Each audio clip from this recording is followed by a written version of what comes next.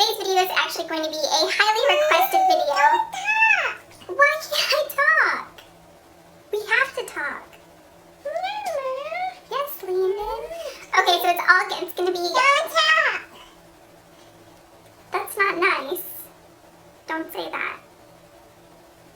So it's going to be all about my hair. I've had questions about the color of my hair, my favorite products, my favorite styling tools, all of that. So this video is going to cover everything. I do have a ton of products that it was hard for me to pick and choose which ones I was going to include. So I'm going to try to keep this short, but we all know how that goes. I always fail miserably. So yeah, we'll just go ahead and get right into it. Okay, starting off, my hair is probably naturally about a level 5. On camera, it looks darker than that. I always think it's darker than that. But once like my hair starts to grow out and I see my roots, it's like a medium brown, maybe more on the level 4. I'd say level 4, level 5. Before this, I was dyeing it a level 2, a level 3. It was incredibly dark.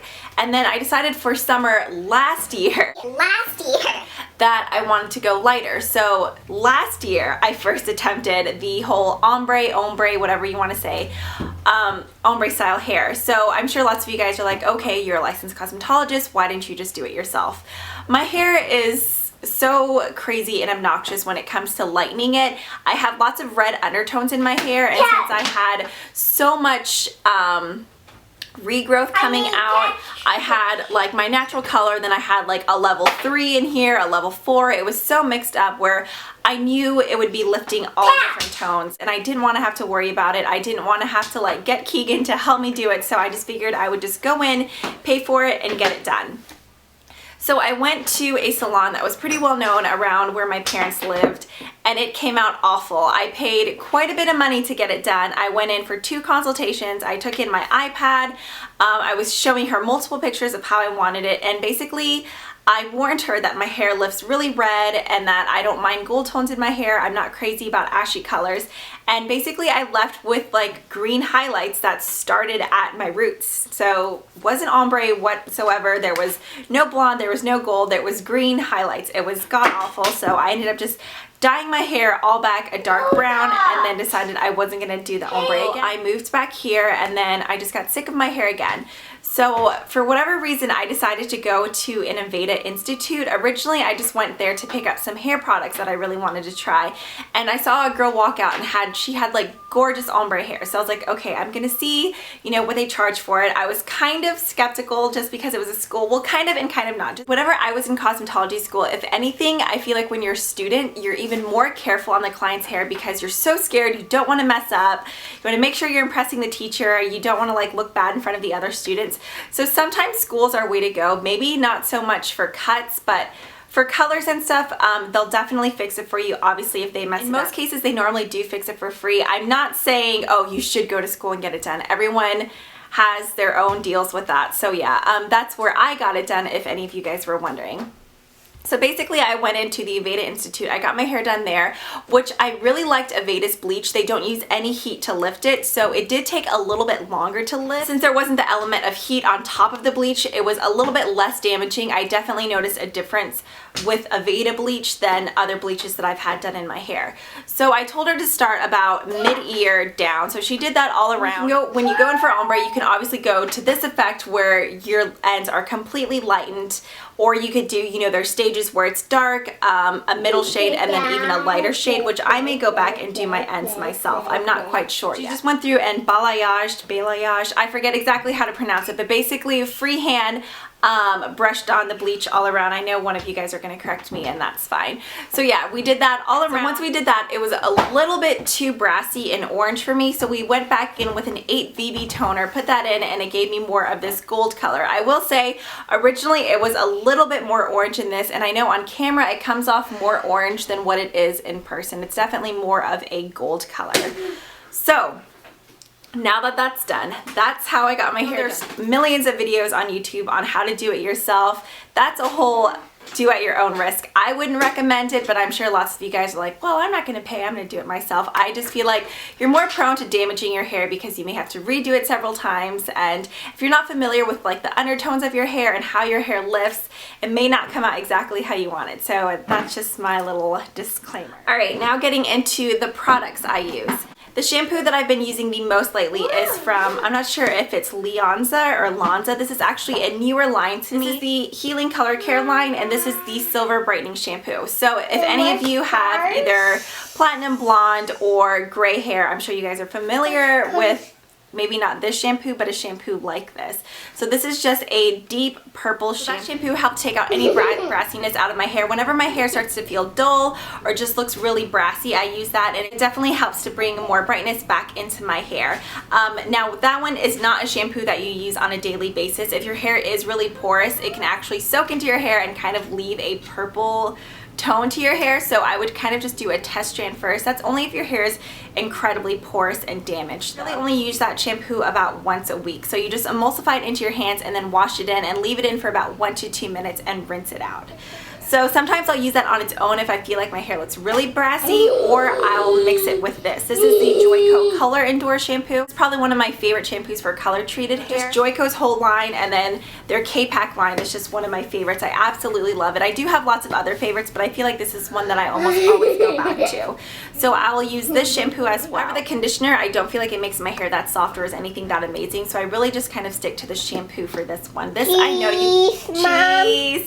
This I know you can buy at Ulta. Sometimes if you wait towards the end of the month or whenever they have their hair deals, you can buy a duo of, I'm not sure if it's the liters or the size that's smaller than the liters, in like a little duo set for a cheaper price. But if you've never tried this shampoo, I would definitely recommend it. On days where I go about 3 days without washing my hair and I feel like I have lots of product buildup on my scalp and just on my ends, I want to use more of a cleansing or clarifying shampoo. So the one that I reach for the most is the Paul Mitchell Tea Tree line. This is just the Tea Tree Special Shampoo, and it's an invigorating cleansing shampoo. It's super minty. If you get any in your eyes, it burns like a beast. Like, you will be in tears. A favorite shampoo of my husband's just because it's so minty. It really makes your scalp tingle and just feels really clean.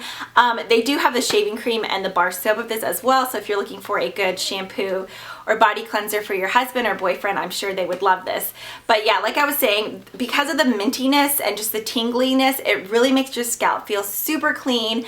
I feel like it takes away any product buildup or anything like that. So it's not technically a clarifying shampoo, but I feel like it gets the job done for me. Now getting into conditioners. First, just the two basic conditioners that I've been using lately.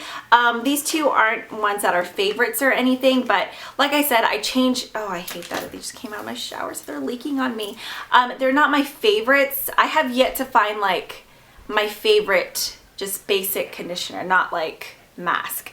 So the one that I've been using a lot is the Wella Enrich. This was actually my first time trying this. This is the moisturizing conditioner for coarse hair, which I have, and then it's the thick version.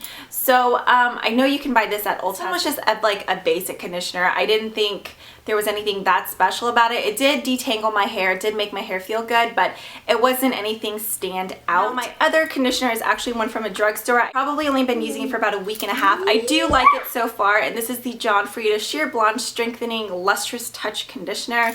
It claims to strengthen blonde hair for triple breakage protection. So yeah, I know I'm not really technically blonde on my ends, but I just wanted to try this. I do like the smell of it. It did make my hair feel soft.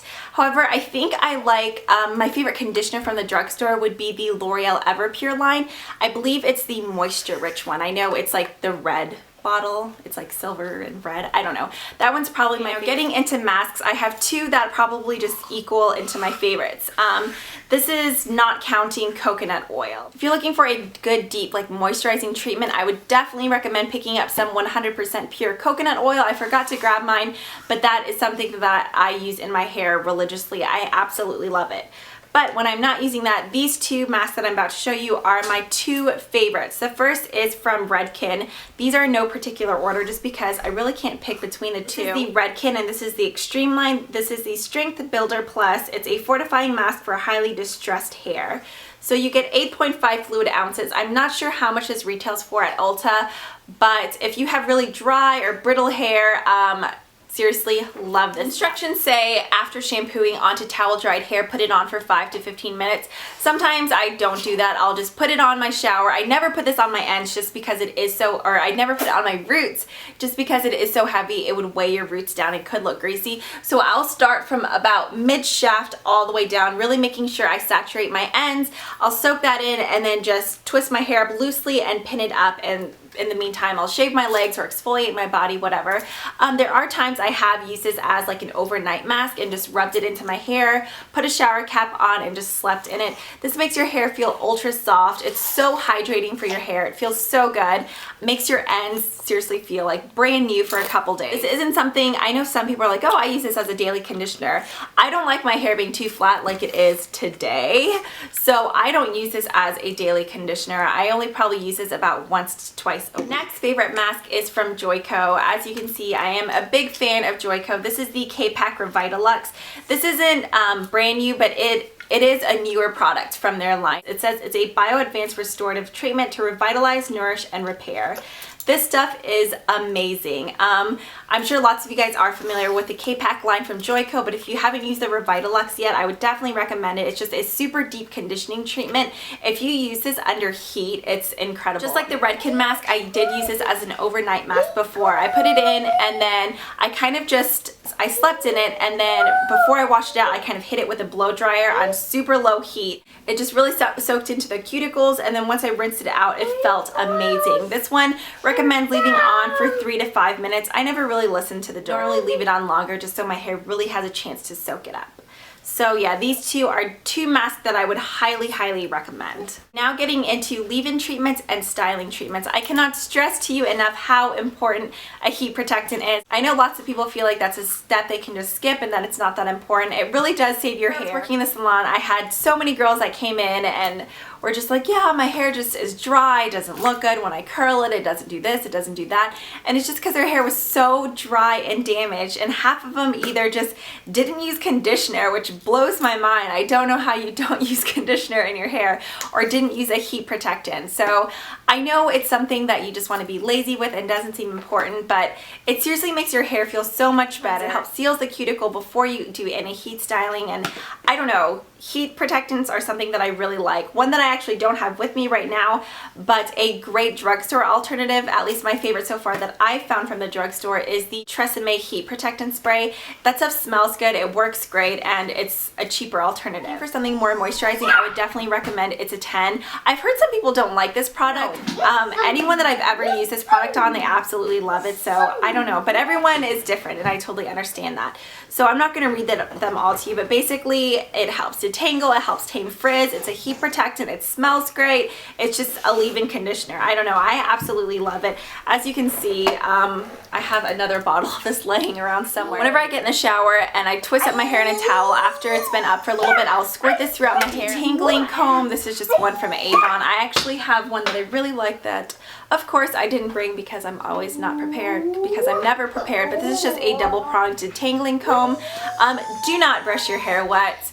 Brush your hair I've been in the salon before and I've had someone take a paddle brush through my hair and I stopped them.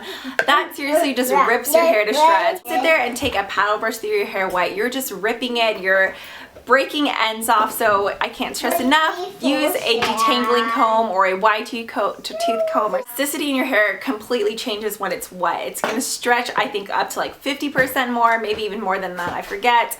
Once again, I'm sure someone will correct me, but always take a comb through your hair. Be nice to your hair. Take care of it. After using It's a 10, like I said, I'll go in with a detangling comb, take out any knots, and then half the time I just let it air dry just because I curl my hair so much. I don't like having that added heat to my hair.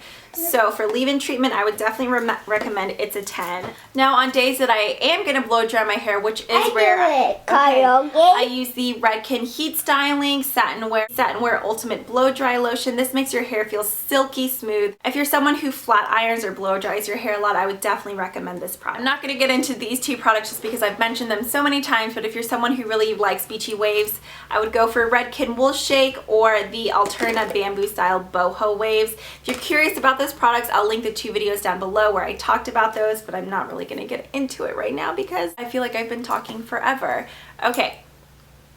One last product. If you are on the hunt for like a Moroccan oil or a macadamia oil, I know Moroccan oil and macadamia oil, like the actual brands of those, are really popular. I have used them before, they are great, but I feel like they're pretty pricey. So if you are on a budget, the one and only Argan Oil from Sally's honestly works just as well. The smell is almost exactly the same.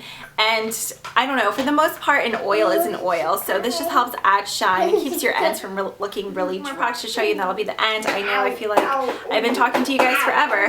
But these are my two favorite stylings from NUME. This is the Foreplay. It's just a clampless curling one. It came with 3 additional barrels, but this is my favorite. This is the largest barrel. I'd say it's about, I think it's pretty much equivalent to a 1 1/4 inch. This is what I used in my hair yesterday. That's how I got these waves.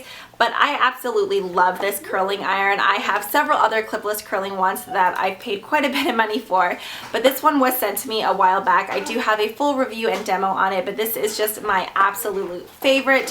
I feel like this is probably what I use the most. When I don't use this, I just go for the Conair 1 1/4 inch curling irons. They are so cheap at the drugstore. I think this is like $12 or so. I do have a cheek curling iron as well, and I honestly go for this one. Conair is honestly the way to go for a drugstore curling iron. I've gone through probably 2 of these, and each one has lasted me years. Like, I don't know what it is about these curling irons. They're honestly well made. They're great curling irons. Even when I was working in a salon, I used this over my higher end curling irons. So if you're looking for a clip curling iron, I'd go for this. Oh my god, I feel like I've been talking for hours. So yeah, that's pretty much it. I know that was a lot of products, but a lot of you guys are always asking me. Those are just my personal favorites. I'm not saying that those are the best by any means. Those are just my personal favorites and recommendations. If you guys have any other comments or questions, just leave them down below. You can also always find me on Twitter at lollydolly128. And yeah, that's it for this video. I hope you guys enjoyed, and I'll see you guys next time.